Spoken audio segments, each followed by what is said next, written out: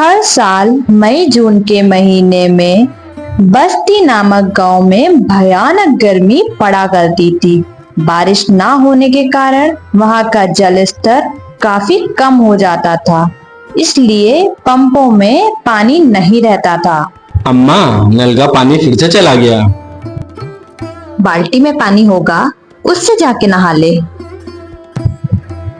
अरे अम्मा, यहाँ तो बाल्टी भी खाली है। अरे अभी आधे घंटे पहले जब नल में पानी आ रहा था तो मैंने बाल्टी भर कर रखी थी।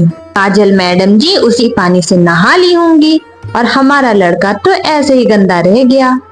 मैंने भी तो कल शाम में पानी भर कर रखा था और तुम्हारा लड़का तो उस पानी से नहा लिया। मैंने तो कुछ नहीं कहा और हमारी लड़की ने नहा लिया तो बहुत बड़ी आफत आ गई है। जैसे अपनी महारानी लड़की जी से कहो नल से खुद पानी निकाल कर रखा करे नहाने के लिए, वरना लगाऊंगी 2-4 थप्पड़, आ जाएगी अकल ठिकाने। अच्छा, मार के दिखाना, जैसे मेरे पास तो हाथ है नहीं। काजल अपनी नानी के साथ अपने मामा के घर में रहा करती थी। उसके माता और पिता की मृत्यु हो गई। काजल की उसकी मामी से बिल्कुल नहीं बनती थी। उसकी मामी हमेशा यही सोचती थी कि वो यहाँ से चली जाए। काजल के माता पिता के मृत्यु के बाद उसकी मामी उसे अपने घर में साथ नहीं रखना चाहती थी, मगर उसकी नानी उसको वहाँ रखना चाहती थी। रात को जब काजल के मामा घर लौटते हैं तब उर्मिला सारी बातें अपने पति को बताती है।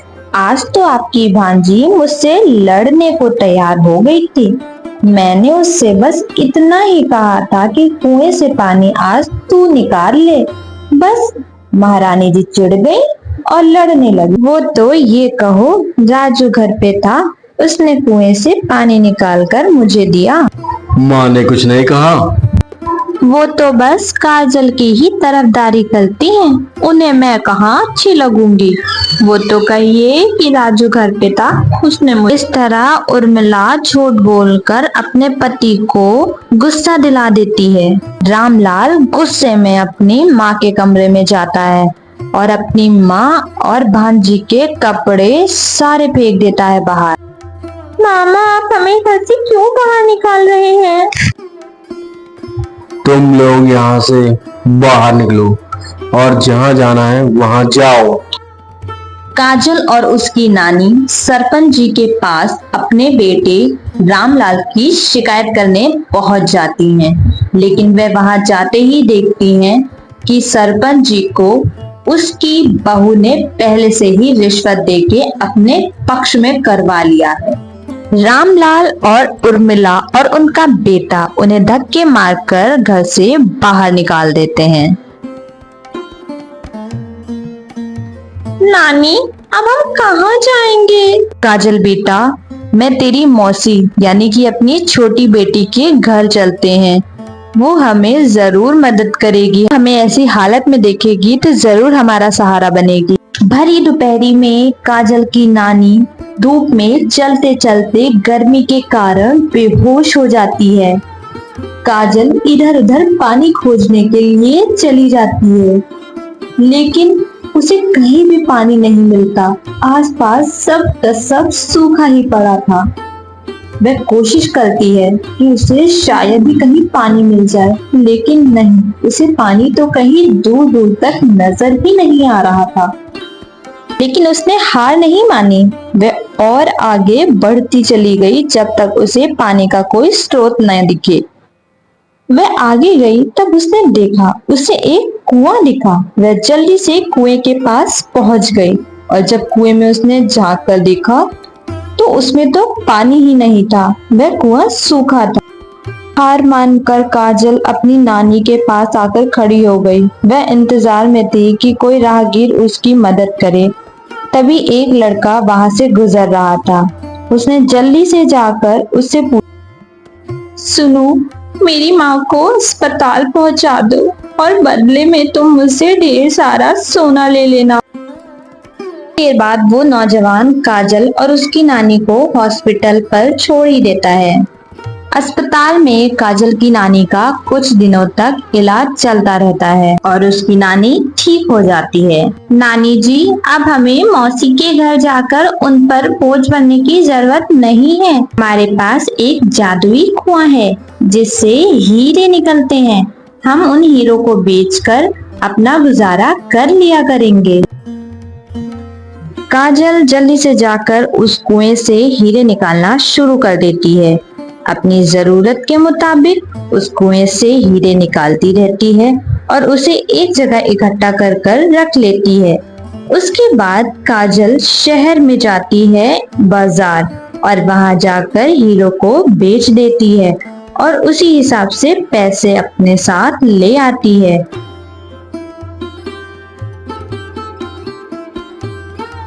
काजल हीरो को बेचकर और घर के जरूरत का सारा सामान लेकर अपने घर पर आ जाती है। वह उस झोपड़ी में सारा सामान अच्छे से लगा देती है।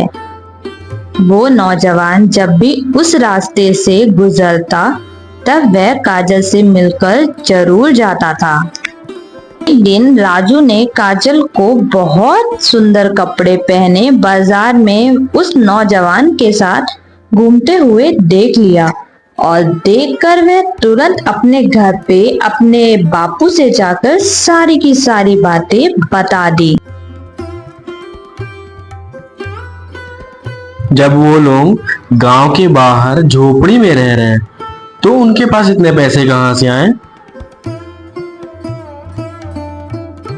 मोहनलाल एक दिन काजल का चुपके से पीछा करता हुआ उसकी झोपड़ी तक आ पहुंचता है और पेड़ों के पीछे से चुप करके देखकर काजल को कुएं से हीरे निकालते हुए देख ही लेता है।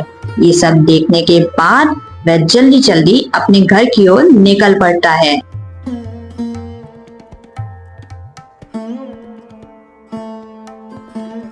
अरे, ये बैलगाड़ी से आप कहाँ जा रहे हैं? जरा मुझे तो बता दीजिए। इतनी रात में आखिर आपको जाना कहाँ है? काजल की झोपड़ी के पास एक कुआं है जिसमें से हीरे निकलते हैं। आज रात हम बैलगाड़ी तैयार करके वहां जाएंगे और वहां से उस कुएं का सारा हीरा ले आएंगे। रात में रामलाल और उसकी पत्नी और बेटा काजल की झोपड़ी के पास चले जाते हैं। जब वो तीनों वहां पहुंचते हैं तब उन दोनों को सोता हुआ पाकर जल्दी जल्दी कुएं में खुदाई करना शुरू कर देते हैं। कुएं में पड़ा हुआ सारा का सारा हीरा निकाल लेते हैं और जल्दी जल्दी अपने बग्गी में लेते हैं। तुम और कुछ लाई हो हीरे भरने के लिए? अरे अब बस करिए, इतने हीरों का क्या करेंगे आप? इतने बहुत हैं। वैसे भी इतने भरने में तो आफत आ गई है। बस अब घर चलिए। रामलाल का परिवार बैलगाड़ी पर हीरो का भार रख कर अपने घर की ओर निकल पड़ता है।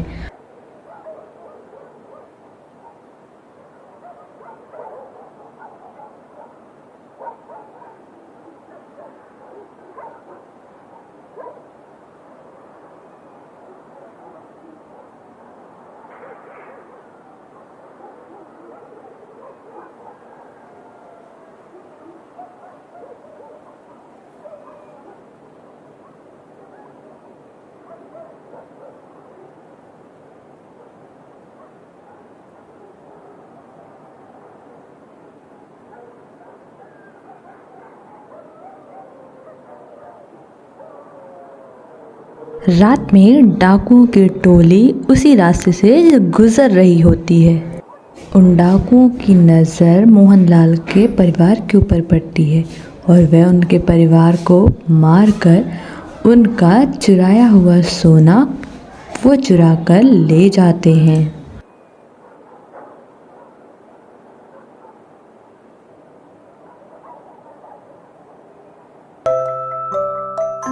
उधर काजल की शादी उस नौजवान से हो जाती है और वह बहुत अच्छी लाइफ गुजारने लगती है।